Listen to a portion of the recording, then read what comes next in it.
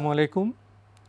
প্রিয় দর্শক, আপনারা যারা দেশে আছেন প্রবাসে, সবাইকে অনেক অনেক প্রীতি ও শুভেচ্ছা।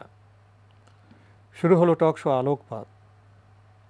আমাদের আজকের বিষয় হযরত আবদুল্লাহ ইবনে আব্বাস রাদিয়াল্লাহু তাআলা আনহু।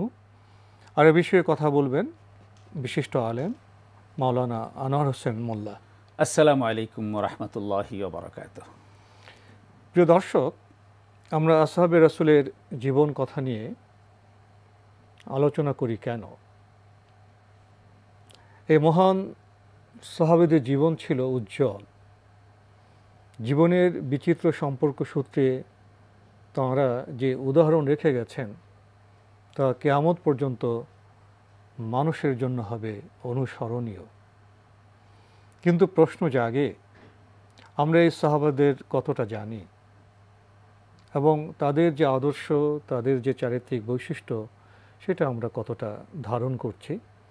এমন আত্মসমালোচনা নিরিখেই আমাদের আজকের এই আয়োজন। শুরুতেই মাওলানা আনোয়ার হোসেন মোল্লা, আপনার কাছে জানতে চাইব হযরত আবদুল্লাহ ইবনে আব্বাস রাদিয়াল্লাহু তাআলা আনহুর বংশ পরিচয় এবং তার শৈশব সম্পর্কে। আলহামদুলিল্লাহ ওয়াসসালাতু ওয়াসসালামু আলা রাসূলিল্লাহ ওয়া আলা আলিহি ওয়া সাহবিহি আজমাইন, আম্মা বাদ। অত্যন্ত চমৎকার বিষয়ের অবতারণা করেছেন যে রাসূলুল্লাহ সাল্লাল্লাহু আলাইহি সাল্লামের সাহাবীদের জীবন সম্পর্কে জানা। এটা অত্যন্ত জরুরি এই কারণে যে রাসূলুল্লাহ সাল্লাল্লাহু আলাইহি সাল্লামকে অনুসরণ করতে হবে। আমাদের এটা আল্লাহ তাআলার নির্দেশ, লাকাদ কানা লাকুম ফি রাসূলিল্লাহি উসওয়াতুন হাসানাহ ওয়া মা আতাকুমুর রাসূলু ফাখুযুহু ওয়া মা নাহাকুম আনহু ফান্তাহু। আল্লাহ তাআলা কোরআনে বলছেন যে রাসূলের মাঝেই তোমাদের জন্য উত্তম আদর্শ নিহিত রয়েছে। রাসূল যেভাবে যা তোমাদেরকে করতে বলেন সেটা করো, আর যেটা নিষেধ করেন সেটা বর্জন করো। কুল ইন কুনতুম তুহিব্বুনাল্লাহ ফাত্তাবিউনি। আল্লাহ রাসূলকে আল্লাহ বলছেন যে যদি তোমরা আল্লাহকে ভালোবাসো তাহলে আমাকে অনুসরণ করো। এখন রাসূলকে কিভাবে অনুসরণ করবো? আমরা তো রাসূলকে দেখছি না, রাসূল আমাদের সামনে নেই। রাসূলকে অনুসরণ করার সর্বোত্তম দৃষ্টান্ত হলো রাসূলের সাহাবায়ে কেরাম। তারা রাসূল সাল্লাল্লাহু আলাইহি ওয়াসাল্লামকে যেভাবে অনুসরণ করেছেন, প্রত্যেকটা মুমিনের সেভাবেই রাসূলকে অনুসরণ করতে হবে। রাসূলকে অনুকরণের এক উজ্জ্বল দৃষ্টান্ত এবং মাপকাঠি হলো সাহাবায়ে কেরাম। তো এই সাহাবায়ে কেরামদের জীবনে নিয়ে যে আলোচনা, এটা আমাদের জন্য অত্যন্ত গুরুত্বপূর্ণ। আর আজকের আলোচনার শিরোনাম যে সাহাবীকে নিয়ে, আবদুল্লাহ ইবনে আব্বাস রাদিয়াল্লাহু তাআলা আনহু। তার মূল নাম তো আব্দুল্লাহ। হ্যাঁ, আব্দুল্লাহ, তার বাবার নাম ছিল আব্বাস। তো বিন অর্থ হলো পুত্র। আবদুল্লাহ ইবনে আব্বাস মানে হলো আব্বাসের পুত্র আব্দুল্লাহ। আব্বাস ছিলেন হযরত রাসূল সাল্লাল্লাহু আলাইহি সাল্লামের আপন চাচা ছিলেন আব্বাস। তো এই আব্বাসের পুত্র আব্দুল্লাহ, উনি রাসূল সাল্লাল্লাহু আলাইহি সাল্লামের যে ঘনিষ্ঠ সাহাবী যারা ছিলেন, অত্যন্ত কাছে থেকে যারা রাসূল সাল্লাল্লাহু আলাইহি সাল্লামকে দেখেছেন, যারা রাসূলের কুরাইশ বংশে হাশিমি শাখার রাসূল সাল্লাল্লাহু আলাইহি সাল্লাম আপন চাচাতো ভাই। তো একেবারে শুধু হাশিমি বললে হবে না, একেবারেই আব্দুল মুত্তালিবের বংশধর। তো আব্দুল মুত্তালিবের সন্তানদের মধ্যে হযরত আব্বাস রাদিয়াল্লাহু তাআলা আনহু অন্যতম, তারই সন্তান, রাসূল সাল্লাল্লাহু আলাইহি সাল্লাম আপন চাচাতো ভাই। তো রাসূল সাল্লাল্লাহু আলাইহি সাল্লামের খুব কাছের যে কয়জন সাহাবী ছিলেন, তাকে খুব কাছে থেকে যারা সান্নিধ্য পেয়েছেন তার মধ্যে এই আবদুল্লাহ ইবনে আব্বাস ছিলেন অন্যতম। এটার আরেকটা আত্মীয়তার সূত্র ছিল যে রাসূল সাল্লাল্লাহু আলাইহি সাল্লামের স্ত্রী হযরত মাইমুনা ছিলেন আবদুল্লাহ ইবনে আব্বাসের খালা, তাহলে লুবাবার বোন। তো আবদুল্লাহ ইবনে আব্বাসের খালা হওয়ার সূত্রে খালার বাড়িতে রেগুলার যাতায়াতের সুবাদে কিন্তু রাসূলের খুব কাছে থাকা, অনেক সময় রাতও সেখানে থেকে, হ্যাঁ অনেক সময় আমরাও তো খালার বাড়িতে রাতে থেকেছি না, এটা তো খুবই স্বাভাবিক, খুবই একটা ঘনিষ্ঠ আন্তরিক সম্পর্ক। তো তার ব্যক্তিগত পরিচয় হলো তিনি রাসূল সাল্লাল্লাহু আলাইহি সাল্লামেরই বংশের, তারই আপন চাচাতো ভাই হযরত আব্বাস রাদিয়াল্লাহু তাআলা আনহুর সন্তান। তার জন্ম হয়েছিল নবুয়তের 8 বছর পর, অর্থাৎ হিজরতের 3 বছর আগে। রাসূল সাল্লাল্লাহু আলাইহি ওয়াসাল্লাম মক্কা থেকে, এবং রাসূল সাল্লাল্লাহু যখন ইন্তেকাল করেন, ওফাতের সময় তো তার বয়স ছিল মাত্র 13 বছর। না, হ্যাঁ, ওফাতের সময় তার বয়স ছিল 13 বছর। জি। তো রাসূল সাল্লাল্লাহু আলাইহি ওয়াসাল্লামের তার জন্মটাও ছিল একটা ঐতিহাসিক একটা অবস্থা, কিন্তু তার জন্মের সময় ছিল। গোটা আরব যখন এই হাশিমি বংশকে, এই আব্দুল মুত্তালিবের বংশধরকে বয়কট করেছিল, সামাজিক বয়কট, অর্থনৈতিক বয়কট এবং আত্মীয়তার সূত্র ধরে যত প্রায়োগিক সম্পর্ক আছে সবগুলো ছিন্ন করে তাদেরকে একঘরে করে রেখেছিল, সেটাকে সেই সময় শিয়াবে আবু তালেবে বয়কটের সময় আরবরা যখন তাকে বয়কট করেছিল, যখন সাহাবায়ে কেরাম বা শুধু সাহাবাই নয়, যারা ঈমান আনেনি তারাও, রাসূলের বংশধর যারা ছিল, তারা খাবার পেত না, গাছের পাতা চিবিয়ে চিবিয়ে রস খেয়েছে। দুগ্ধপুষ্য শিশুকে, মায়ের বুকে দুধ ছিল না, মা জিবা বের করে দিয়েছে যে যদি জিবাটা একটু চেটে চেটে তার মুখে যদি গলাটা একটু ভিজানো যায়, এরকম কঠিন মুহূর্তে আবদুল্লাহ ইবনে আব্বাসের জন্ম হয়েছে। তো আবদুল্লাহ ইবনে আব্বাসের জন্ম হওয়ার সাথে সাথেই তার মা লুবাবা তাকে নিয়ে গিয়েছিলেন রাসূল সাল্লাল্লাহু আলাইহি ওয়াসাল্লামের কাছে। তিনি সম্ভবত দ্বিতীয় মহিলা মনে করা হয় তাকে, যিনি হযরত খাদিজার পরেই ইসলাম গ্রহণ করেছিলেন। তার বাবা হযরত আব্বাস রাদিয়াল্লাহু তাআলা আনহু তখনও ইসলাম গ্রহণ করেননি, কিন্তু মা ইসলাম গ্রহণ করেছিলেন। জন্মের পরপরই তাকে নিয়ে গিয়েছিলেন ওই কঠিন মুহূর্তেও রাসূল সাল্লাল্লাহু আলাইহি ওয়াসাল্লামের কাছে। তো রাসূল সাল্লাল্লাহু আলাইহি ওয়াসাল্লাম হাতে নিয়ে তিনি দিলেন। দেওয়ার পরে যেই বিরল সৌভাগ্য হযরত আব্দুল্লাহ ইবনে আব্বাসের হয়েছে, সবার হয়নি, সেটা হলো রাসূল সাল্লাল্লাহু আলাইহি ওয়াসাল্লাম নিজ হাতে তার মুখে মাতৃদুগ্ধ যাওয়ার আগে, অন্য কোনো খাবার যাওয়ার আগে রাসূল সাল্লাল্লাহু আলাইহি ওয়াসাল্লাম তার মুখের লালা মোবারক হযরত আব্দুল্লাহ ইবনে আব্বাসের মুখে লাগিয়ে দিয়ে, এটাকে তাহনিক বলা হয় আরবিতে, সেই তাহনিক করে তার জন্য দোয়া করেছিলেন, আল্লাহ তুমি তাকে কবুল করো, তাকে মানে আল্লাহুম্মা ফাক্কিহু ফিদ্দিন, এরকম দোয়া করেছে, তাকে দ্বীনের জ্ঞান তুমি দান করো, তাকে তুমি হিকমা দান করো, তাকে অনেক বড় জ্ঞানী গুণী বানিও, এরকম দোয়া আল্লাহ রাসূল সাল্লাল্লাহু আলাইহি ওয়াসাল্লামের সেই দোয়ার যে একটা ফল, সেটা আমরা পরবর্তী সময়ে দেখেছি। অবশ্যই আমরা দেখেছি যে রাসূল সাল্লাল্লাহু আলাইহি ওয়াসাল্লামের দোয়া করতে দেরি, কিন্তু গ্রহণ করতে তো আল্লাহ দেরি। দোয়ার জিনিসটা তো নানাভাবে প্রস্ফুটিত হয়েছে। যেমন মাত্র 13 বছর বয়সে হযরত আব্দুল্লাহ ইবনে আব্বাস 1660টি হাদিস মুখস্থ করে ফেলেছিলেন, মাত্র 13 বছর বয়সে। যে এটা তো বিরল ঘটনা।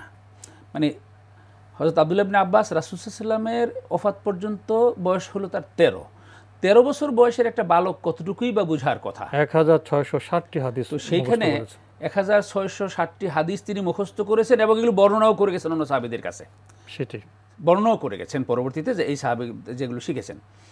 শৈশবে যখন রাসূল সাল্লাল্লাহু আলাইহি ওয়াসাল্লামের সময় তিনি কাছে ছিলেন, সোহবতে ছিলেন, সেই সময় কিছু ঘটনা বলবেন? চমৎকার, তার জীবনের ঘটনাগুলো অত্যন্ত বর্ণাঢ্য।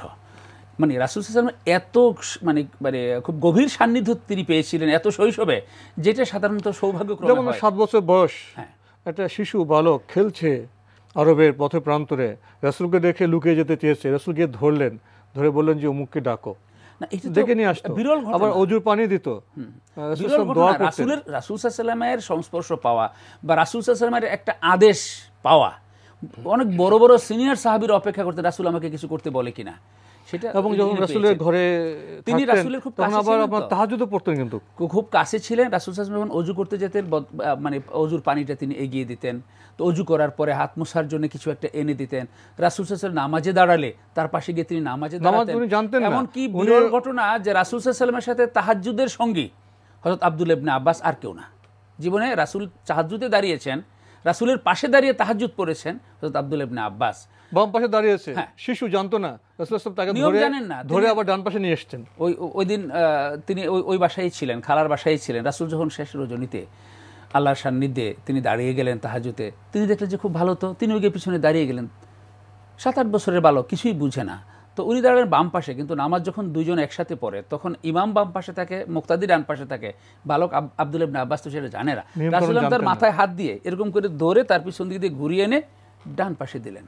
রাসূলের মৃত্যুর পরে যে খোলাফায়ে রাশেদা, 4 খলিফা, তাদের সাথে তার সম্পর্ক কেমন ছিল এবং এই মহান খলিফারা তাকে কোন দৃষ্টিতে দেখতেন? খুবই চমৎকার একটা বিষয় আপনি এনেছেন। আসলে উনি বালক হলেও তার ভিতরের যে একটা প্রতিভা ছিল, তার জ্ঞানের একটা মানে একটা বিস্ফোরণ ছিল তার ভিতরে, তার মেধার একটা দীপ্তি ছিল, একটা বিচ্ছুরণ ছিল।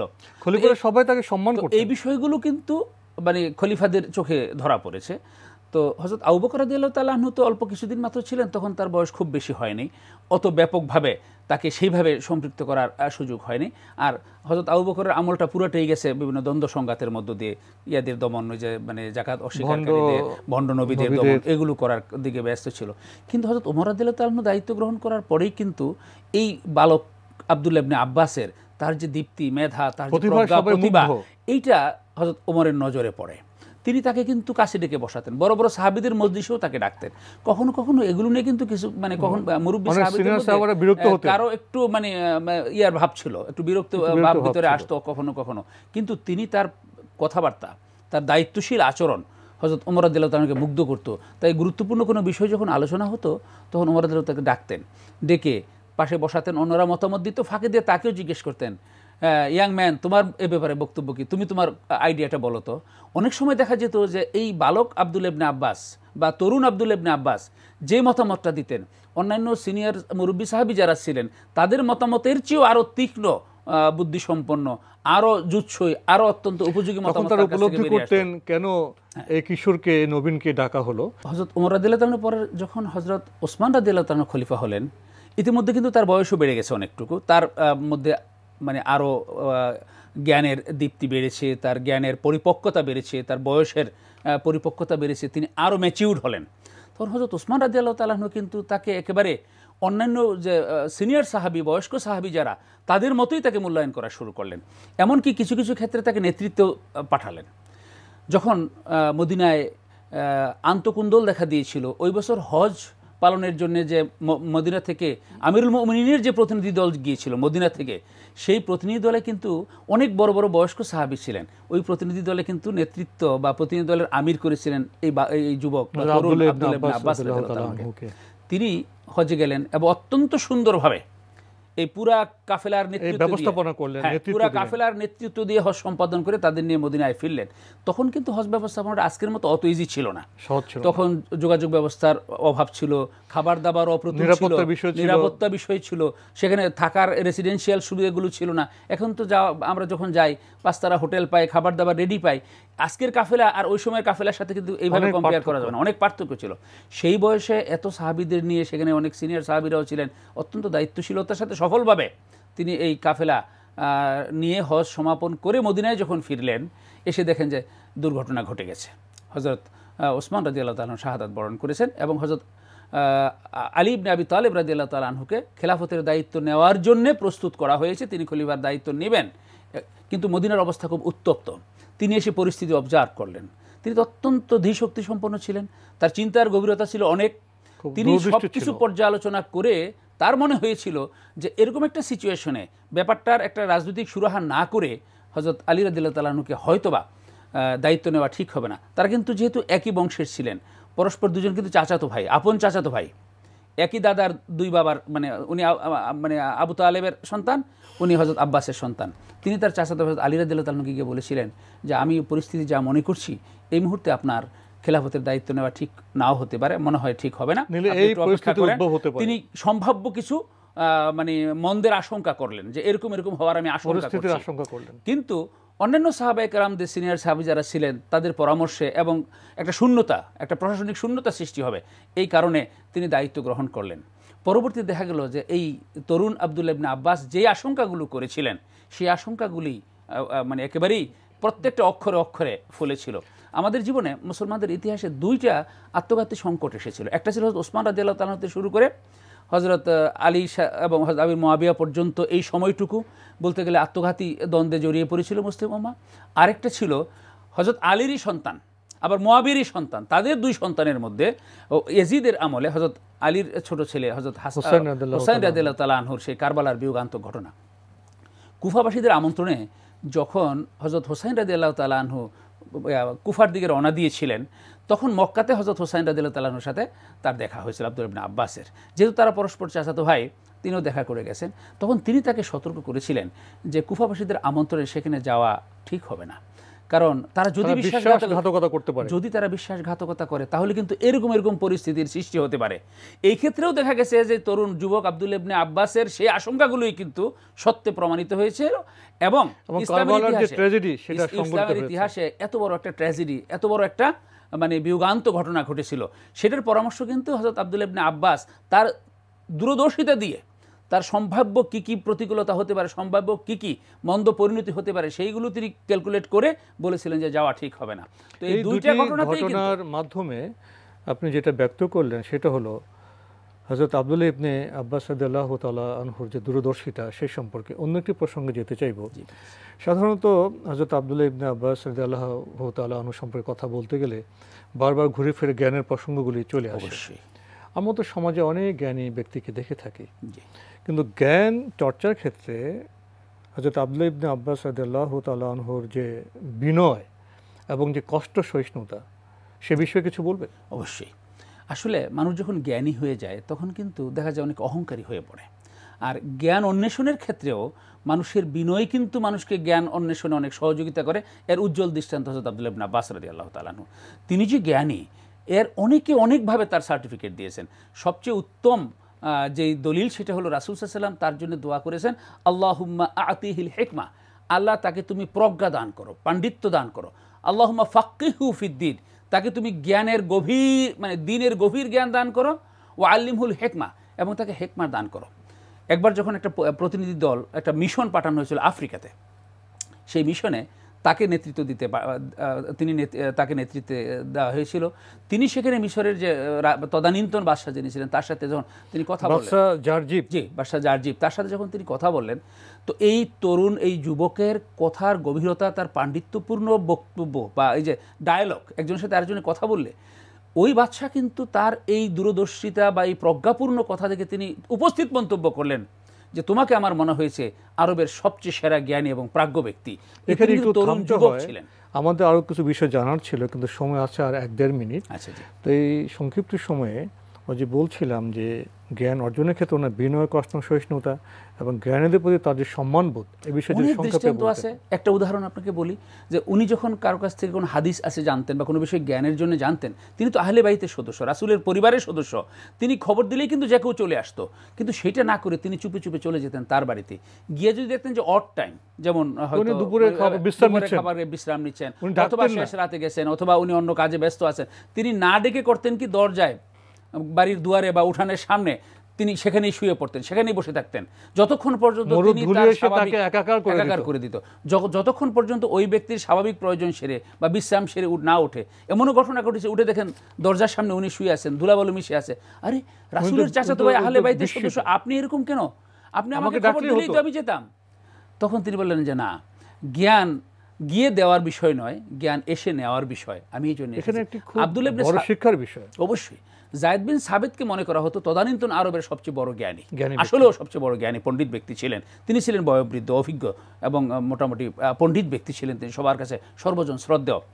তো কিন্তু রাসূল সাল্লাল্লাহু আলাইহি ওয়াসাল্লামের বাড়ি আহলে বাইতের সদস্য, আপন চাচাতো ভাই, তারপরে তার জ্ঞানের যে প্রতিভা, তার জ্ঞানের যে মাত্রা, সেটা অনেকে মনে করতো আব্দুল্লাহ যায়েদ বিন সাবিতকে ছাড়িয়ে গেছে আব্দুল্লাহ ইবনে আব্বাস, কিন্তু উনি কখনো এটা মনে করতেন না এবং তাকে যায়েদ বিন সাবিতকে যথার্থ সম্মান করতেন। একদিন তিনি যখন উঠতেছিলেন, বাহনে উঠতেছিলেন, তিনি বাহনে ওঠার সময় মনিবকে তার ভৃত্য যেইভাবে সহযোগিতা করে, তিনি প্রথমে গিয়ে সেইভাবে দাঁড়ালেন, তাকে বাহনে উঠতে সেইভাবে সহযোগিতা করলেন।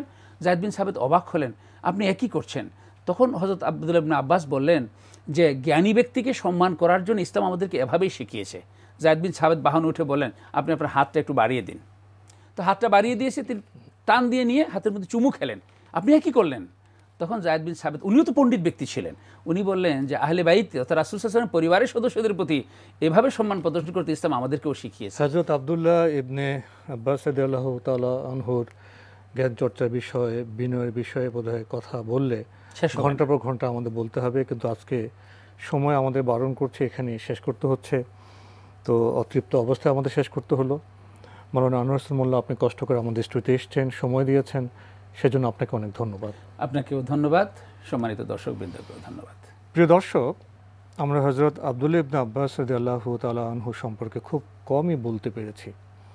আমরা কিছু কথা বলেছি যেন আপনারা নিজেরাই উৎসাহিত হন, সব প্রণোদিত হয়ে তার সম্পর্কে জানার চেষ্টা করেন। একটি কথা বলতে হয়, হযরত আব্দুল্লাহ ইবনে আব্বাস রাদিয়াল্লাহু তাআলা আনহুর যে বাড়িটি, সেটাকে বলা হতো বিশ্ববিদ্যালয়। বাড়ির সামনে শত শত লোক ভিড় করত। উনি অজু করে বলতেন সাথীকে, তাদেরকে আসতে বলো। কে কোন বিষয়, এক একটা বিষয়ের নাম বলা হতো, তারা আসতো, ঘর ভরে যেত। জবাব দিয়ে সবাই তৃপ্ত হওয়ার পর যেত, আবার আসতো, আবার যেত, আবার আসতো। এভাবে হাজার হাজার মানুষ তার বাড়িতে জ্ঞান অন্বেষে আসতো। পরে তিনি ঠিক করলেন সপ্তাহের এক এক দিন এক এক বিষয়ে, কখনো ফিকি মাসলা সম্পর্কে, কখনো তাফসির সম্পর্কে, কখনো ইতিহাস সম্পর্কে, কখনো সাহিত্য সম্পর্কে। এরকম পণ্ডিত ব্যক্তিকে না জানলে আমরা জ্ঞানের দরজা ঢুকবো কেমন করে?